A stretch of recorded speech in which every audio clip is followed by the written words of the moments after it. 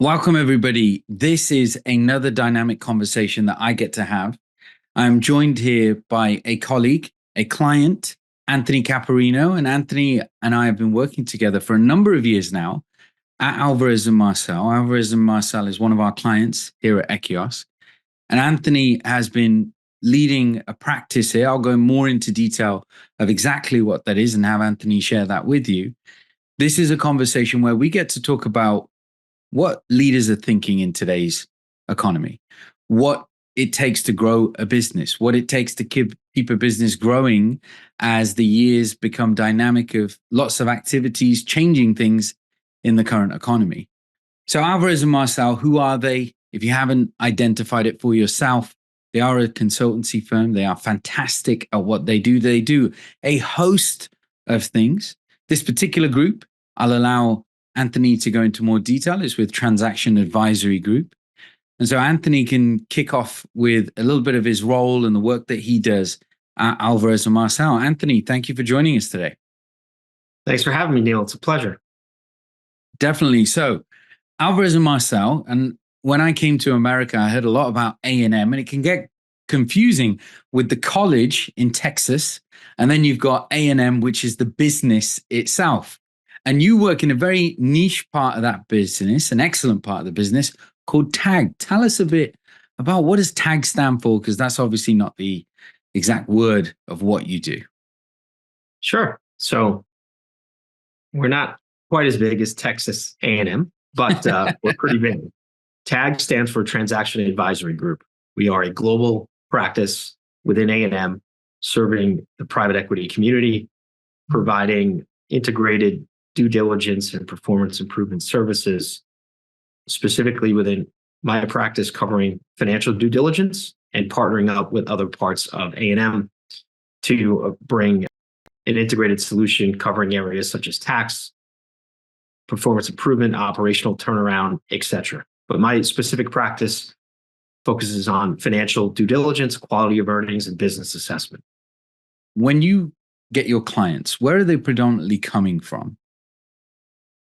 Sure. Most of whom we serve are private equity funds, family offices, and sovereign wealth.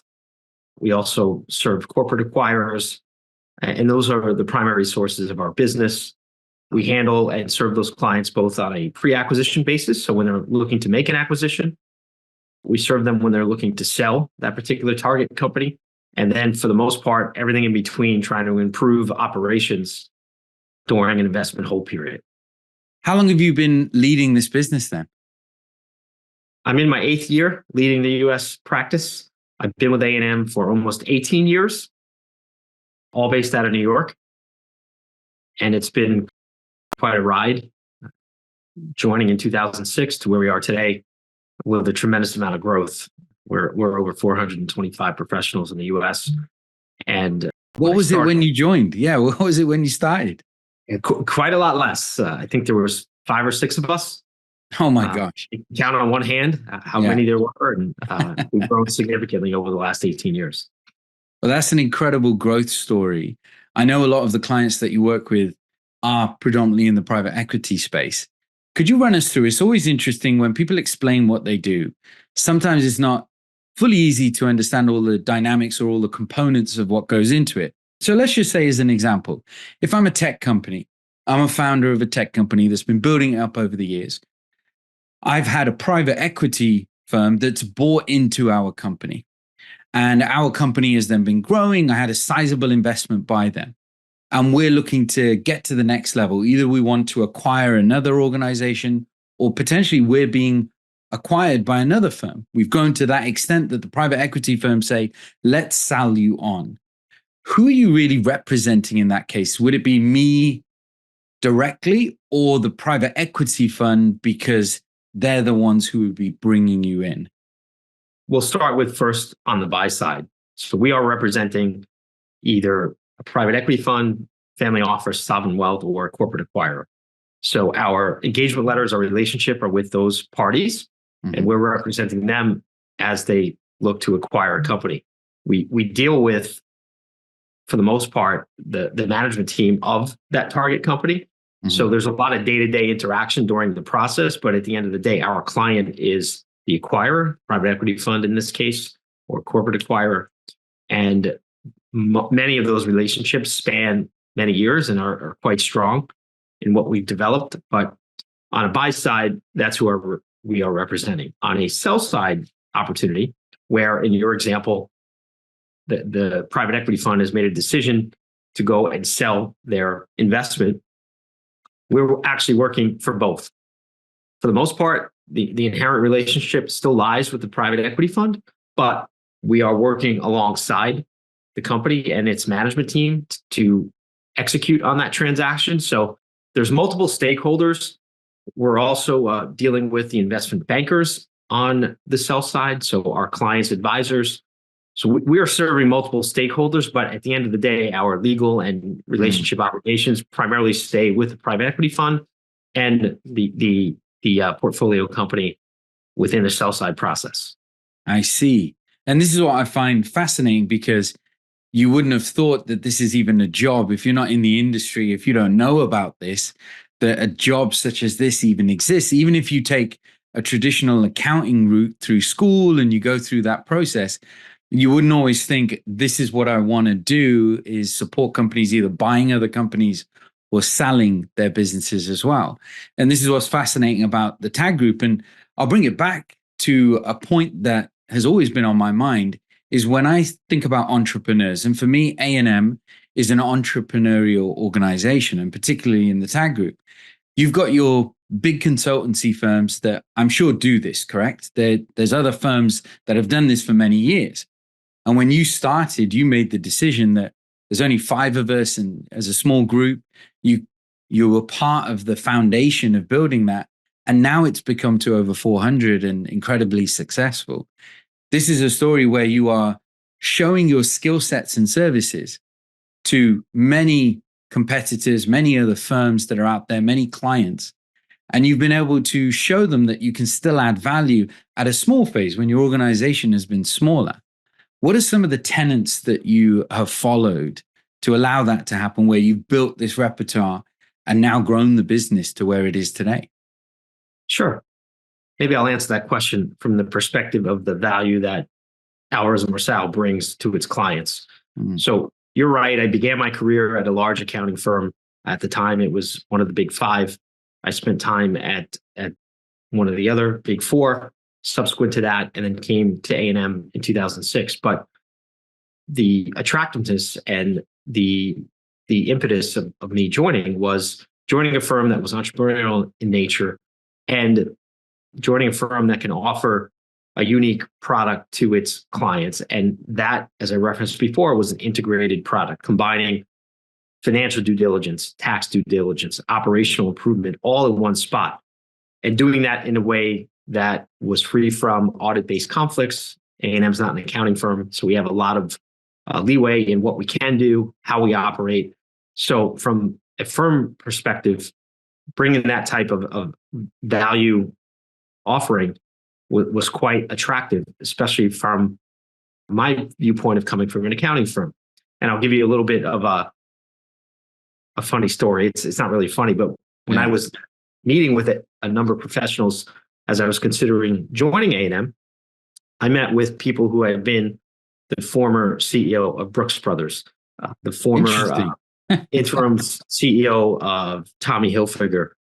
Those were all situations where A&M was brought in, and these individuals were running these companies. And coming from an accounting background, I found that to be very compelling.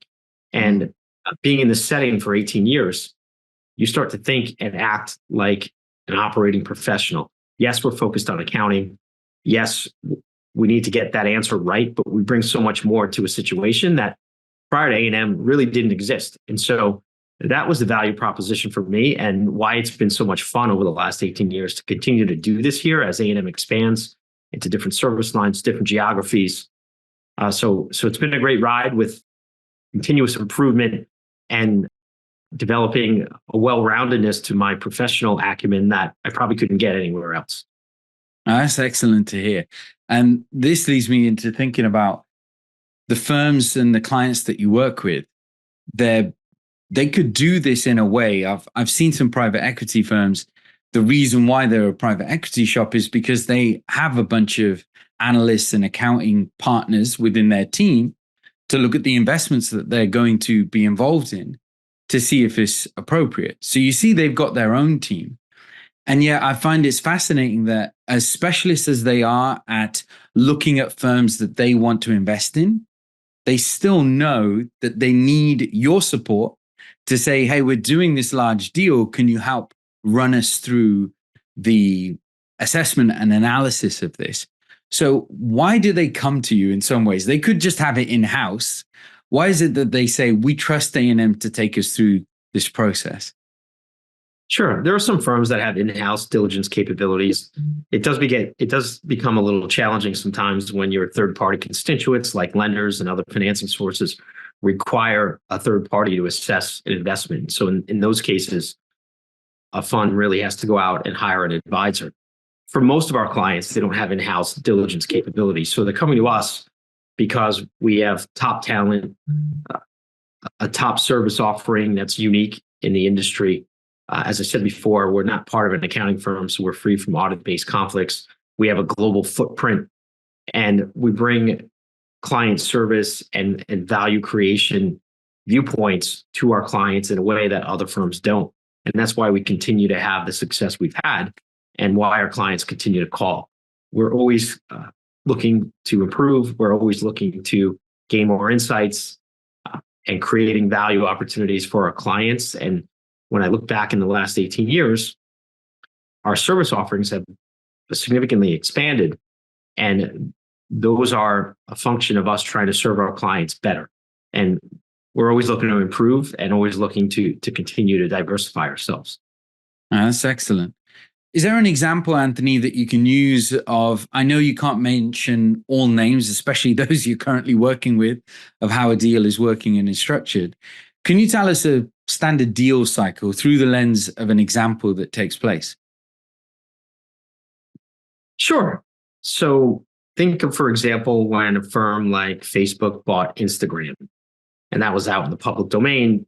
We did not work on that. But in that situation, Facebook is looking to increase its size, increase its profitability, increase its diversification of services, and ultimately increase its market share.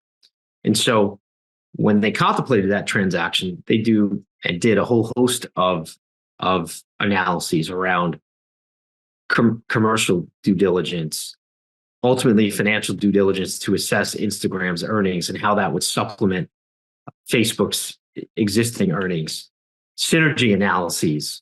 So putting two firms together and then analyzing the combined cost structure. You probably can remove certain amount of cost from the acquirer, certain amount of cost from the target. You put them together, and then business that had X in earnings, when it's together, is some multiple of X. So those are all the types of things that we do. And that's the type of value we bring. It's not necessarily always with the corporate acquirer. As I said, it's many times private equity, sovereign wealth, family office. But that example I gave, that's fairly common in the industry, is along the lines of what we do on a day-to-day basis. And so when you look at a deal such as that, what's the typical time frame it takes to do all this due diligence? That's a great question, Neel. It always varies.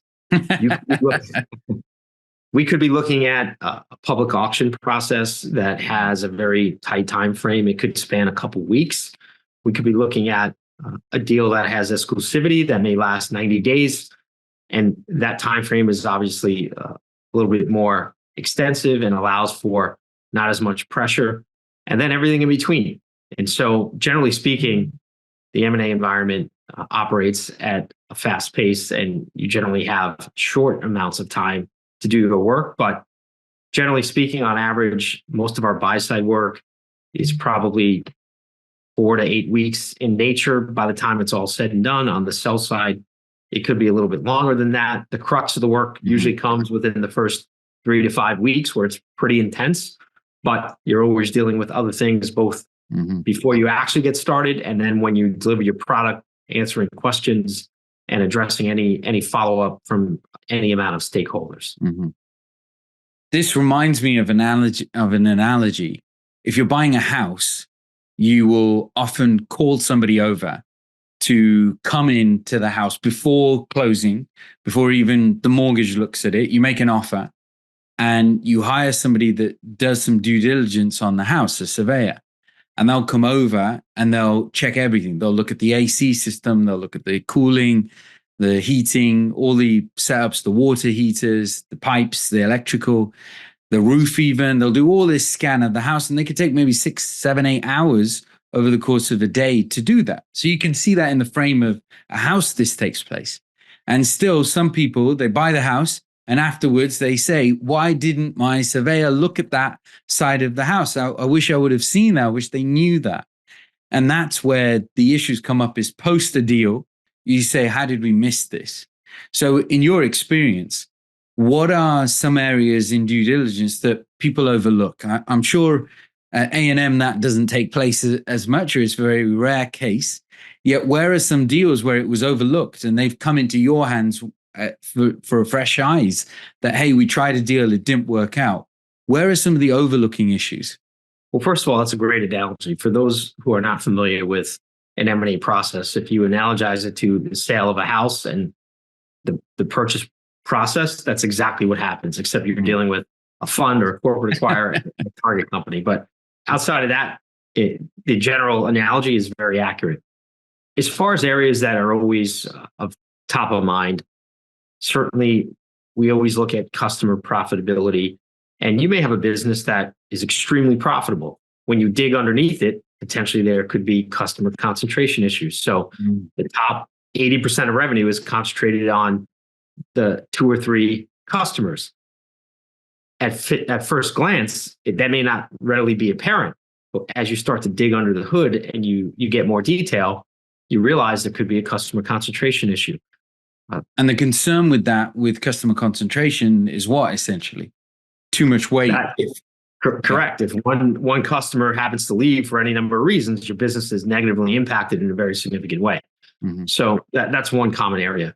When you look at other scenarios, you may have consistent margins, but when you actually dig into the margins and a cost of sale, you may see that material costs are significantly increasing, but they're being offset by some decrease in some other costs. So the point I'm trying to make is it's very important to be as detailed as possible to make sure that you're doing a thorough diligence on all matters relevant to the company's risks and the buyer and your client's risks. And that's extremely important. It's very easy to do top level diligence, especially when you only have so much time, but where you really show your skill is if you can get underneath the hood in a very detailed manner in a short amount of time to cover the 3 risks or 4 risks that are 80% of the value. Then you're really doing your job and you're doing a service to your client that allows them to be confident in their decision to either move forward with a process or make some changes to their investment thesis that would impact value. I see. So let's say you're working on a project, you see some material evidence that is a concern for you. When you bring that to your client, how are you advising them? Are you straight up saying, these are the comparables we see, this is a concern, we'd be concerned with the purchase price of this, we'd look to negotiate? What level of consultancy are you doing at that point? Because you've exposed it. Sometimes it might just be a number. Where does the skill set come in? How do you speak to your clients essentially to show them this is what this news means? Sure. It's a great question. And I'll answer it again. I go back to how A&M carries itself and what we really pride ourselves on. We're very strong about our firm's culture and our core values. One of them happens to be objectivity. And so you want to make sure you're being objective about a situation. You've analyzed it appropriately based on data, interpreted that data that could necessarily indicate a few different outcomes, and based on your professional experience and your experience with the situation, you give your client a view, and that view is supported by your own professional judgment and the data you've analyzed. And so in those types of situations, that's really what you want to and how you want to approach your client. What we don't do is do a quick analysis and shoot from the hip and give them a prognosis that isn't based in some type of logical approach. And we try and make sure that that's how we handle all of our interactions with our clients, but particularly when they're making a decision based on the information you're giving them. And it's great that you're talking about your core values, because anytime I work with an organization, I look to see what is this company's culture being driven by? What are some of those values? And so you bring up a key one, objectivity. That leads me to be thinking about other firms. So what makes A&M different here when it comes to transaction advisory? Why would they come to you? What's your secret sauce, essentially, that you've been able to grow the business so much and have repeat business and have referrals throughout the industry also? What is A&M's secret sauce that keeps customers either coming back or referrals going out as well? Sure. I mentioned it earlier, but our value differentiator is bringing the integrated approach to our clients who operate in the transaction setting. So there's not many firms out there that are able to combine the operational experience and hands-on experience that A&M has had for its 40-year existence and combine that with the financial and tax expertise that you generally find in a large accounting firm. And so being able to approach a situation where I'm bringing an operator who's run a similar business alongside my financial due diligence team, there are just things that you can recognize and point out and better understand than if you're a pure consultant. And at the end of the day, that's what A&M is. We're action-oriented, leadership, insight, results focused. And those are the types of approaches we bring to our clients. And when you can come with that horsepower on the operational side and couple that with the financial experience that we have, there's really no other solution out there that can bring that level of value. That's amazing to hear. And it's part of why we love working with A&M as well. It's that consistency that they have throughout their culture. When it comes to trends, I'm always fascinated to know what you're seeing. When we had a conversation early in 2020, I believe, and then we continued a conversation on in 2021, Echios was in the process of being acquired by another training firm. And so because I had access to Anthony, I could ask Anthony some questions. What pitfalls should I be aware of? What should I be thinking as we go through that process? I'm always intrigued what the landscape shows. And I learned so much going through that process and talking to so many different team members within your group as well, the advice that they would give. And it made me realize that we were in a certain period where rates on what values that were put on a business was pretty high. It was quite significant. So the percentage that a company might get in terms of a return or a multiple of what their revenue is was quite high. What do you see that right now? Is the deals flow high? Are you seeing it medium? What are your thoughts about the landscape of particularly mergers and acquisitions?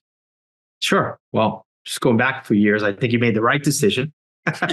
Thank you. Many discussions. Yeah.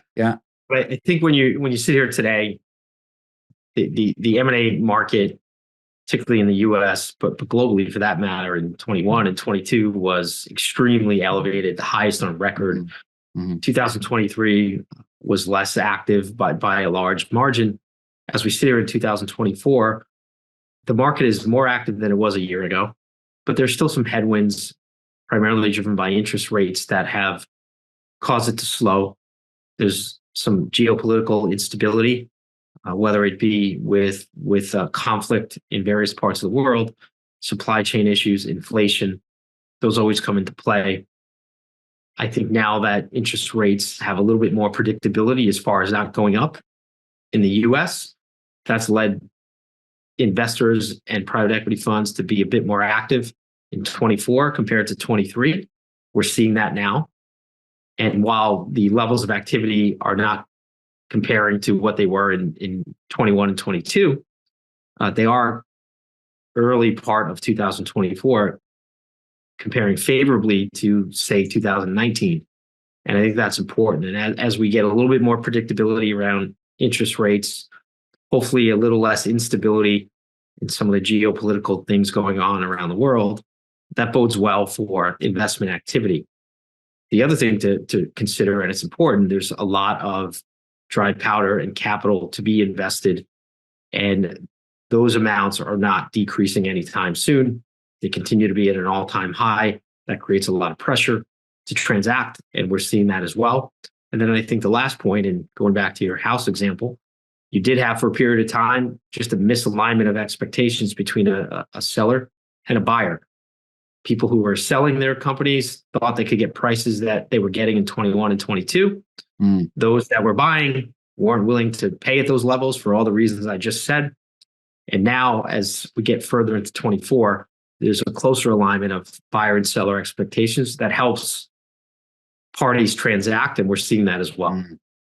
So when you're in the middle of it, if you do see a material evidence of an issue making a deal move forward, you bring that up, and there can be more cohesion between buyer and seller to help them make that decision. That makes sense. That's a good insight.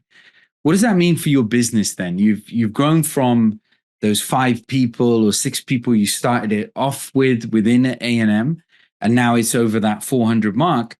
Where are you thinking the business goes next? Are you in an expansive mode as TAG itself, or you're pretty much keeping it tight right now? No, we're always in the mindset of growth, and it's something that we're focused on. That's our strategy. I think what A&M does well, and particularly our transaction practice, we stick to a strategy, and we don't necessarily let the market dictate our strategy. And because of that, we're able to capitalize on market demand when markets increase. And being part of a global professional services firm like A&M that's focused on not only transactions but restructuring, it's very counter-cyclical. So we're able to be successful in most economic cycles. But we have a strategy that is focused on growth. We continue to push forward no matter what the market is, and focus on hiring top talent. And that's enabled us to propel ourselves into the position we are today. We're optimistic about the market. Even when the market was slow in 23, we didn't stop hiring. We didn't lay anyone off like many of our competitors did. Wow. To our strategy, we continued to hire where we had needs, and we continue to operate with that mindset currently. We've brought new services into the practice that complement our existing services. They're important to private equity. We're always looking to round out our service offering to help us diversify, and so that's helped. But I think we do a good job of understanding the market, not being too far out ahead of it, not being too far behind, and keeping ourselves right where we need to be so we can capitalize when we need to. That's excellent forecast on what's happening as well. When it comes to anything in the accounting space, for me, the last couple of years, the story has been, where do a lot of these organizations take themselves when technology is rivaling what a human interaction has done? And so when I saw ChatGPT and then Copilot, which Microsoft had, and then Microsoft in Excel as an example, you can just talk to Excel and say, what's happening with my revenue over the next quarter? And then Copilot goes into Excel, does all the analysis through pivot tables and different processes, and outspits some information. How valid that is, I can't say. I'm not an expert as you are in what the output is compared to what a human might do. What technologies are you intrigued by? Are you investing in as an organization? Because I'm of the view that technology is going to take over so much of accounting that there'll be a consistency of what the numbers are. And we should be more aware as a society of what those numbers are, because a software's essentially done it. You haven't had the human interaction. I know we're many years away from that in some areas, yet still that technology piece is key. How do you view technology within your TAG practice, within the clients that you work with as well? Sure. It's a great question. I think what would be a cool exercise if we were to, subsequent to this conversation, download the transcript into Chat GPT and see what it says. We can compare and contrast. Exactly. But technology is at top of mind on every deal that we're looking at. It's in every conversation we have with our clients, even before AI was in the picture. Now that AI is in the picture, it's definitely even more of a concern and an issue to be dealt with. Not because necessarily we'll have computers replacing what humans do anytime soon, but there's intriguing ways that technology can assist on all levels. So you asked what products are interesting. So we're a Microsoft user. Copilot's very interesting. We're actively adopting that.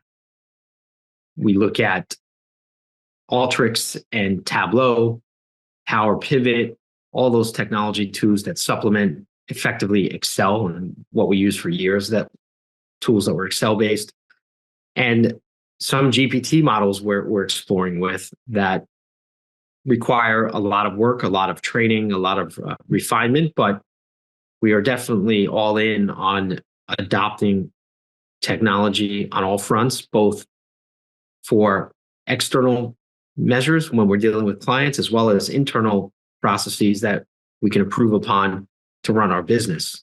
And it's something we take seriously. We invest not only time, but a lot of dollars to make sure that we're adopting it in ways that make sense for us. Mhm. It's an ongoing process, the way I think most people would answer that question today. But we feel reasonably confident that we're placing enough time and investment in those areas that as technology continues to develop, we will enhance it and deploy it where we find it to be the most valuable. Have you ever thought that there could be a place in technology where the work that you do, not that again, a human is fully replaced, yet that software is plugged into organizations and it makes the whole due diligence process go that much smoother? Is there anything in specifically you can mention to us, or you would like to see the future have in this deal space? That's a great question. There are many ways that you could deploy technology now to help you prepare for a due diligence process, to get smart about a target company, understand benchmarks and how a target compares to their industry peers. Those are all things that historically you would spend a good amount of time prepping. Now, with things like ChatGPT and other technology, you can do it pretty quickly. Mm. So I think adopting technology to help you prepare and get smart about a situation is where we are right now. Do I think it ever will take the place of two humans having a conversation and a due diligence process that involves me asking a target questions? I don't think that's ever going to be the case, nor should it.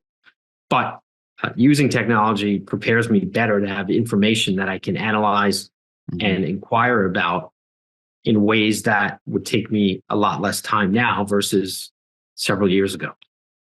That's awesome. I look forward to that man and machine coming together where the data says this, and then the human has to say, that's correct. However, we see it this way. And can the data that's behind all these systems be used? And a human steps in and says, that's correct for this reason, and it's not correct for this future reasons. And this is where that AI has to make that transition of where a human might think the space or the landscape may go versus what the technology is saying. It's always fascinating. So when it comes to this industry, I always love finding out from individuals, how did they get into this industry? Because often as a child, you don't grow up saying, I want to be somebody that helps companies buy other companies and be the middle ground that helps over a period of time to support making those deals happen and look at what all the numbers say. I doubt many people, even as a teenager, would wish such a thing. So how did you get into this industry? I'm always fascinated with people's origin stories. Sure, probably by circumstance, although my father is an accountant, he's a CPA, and growing up and watching him, I had some knowledge of what accounting meant, even though I didn't really know exactly what he did or quite understand it fully. Mm. as I got into high school and then in college, I started to obtain a better understanding of it. And believe it or not, I was not a business student when I first entered college. I Oh, transferred to interesting. school Yeah. after my freshman year. That's when I really started to realize I enjoyed business. I wanted to get into it, and I'd have more and more conversations with my dad about what he did. And I thought accounting was pretty cool from what I heard from him and what I observed. So I became an accounting major. And then as I learned more about it, I started to read more about mergers and acquisitions. And it was quite exciting to me. And to be quite honest, it aligns with my personality. You operate very intensely for a short period of time, and then you move on to a new situation. It keeps it exciting, and you gather a lot of experience across many different things. And that part of it attracted me. And so that's how I got to be in the profession. I started out in the audit group for a couple of years in my first position out of college. And then after 2 years, I started doing transaction related work and really worked in situations that as a kid in college, I started to envision myself in, even though at the time I didn't really know what that meant. So I guess it's in my genes, for lack of a better term. Certainly my father is an accountant, but the specialization is something that I think I didn't really anticipate until I got to be more knowledgeable about business in general. So that's great to hear, because it's one of those areas where some people don't know what they want to do with their career, and eventually they get taken down a road. And you did through the accounting lens, and being a specialist in this transaction deal making business was not always of the foresight, yet it became who you are today. And one area that is always lovely to hear from folks is, well, what failures have you had along the way? Because you didn't have it where it was a straight slope and you've grown in your career, grown the business and been able to do that. I'm sure there's been moments where it fell, moments where you failed on something. Can you give us an example of what's taken place in that? Sure. Probably failed more times than I care to admit, but that's part of the learning process. When you do this long enough, at some point you're not going to have the best situation in a particular setting. But I think the biggest lesson I learned, where perhaps an assignment didn't go well or a relationship didn't go well, it probably all boiled down to communication. If I had to summarize it very broadly, definitely there are technical matters and specifics that go into any situation that maybe you consider a failure or that you didn't meet expectations. But at the end of the day, it's about communication. Right. And as I've gained more experience and certainly been in my role here at A&M, I've learned to value the importance of communication, how you deliver something, the frequency at which you deliver it, the conviction.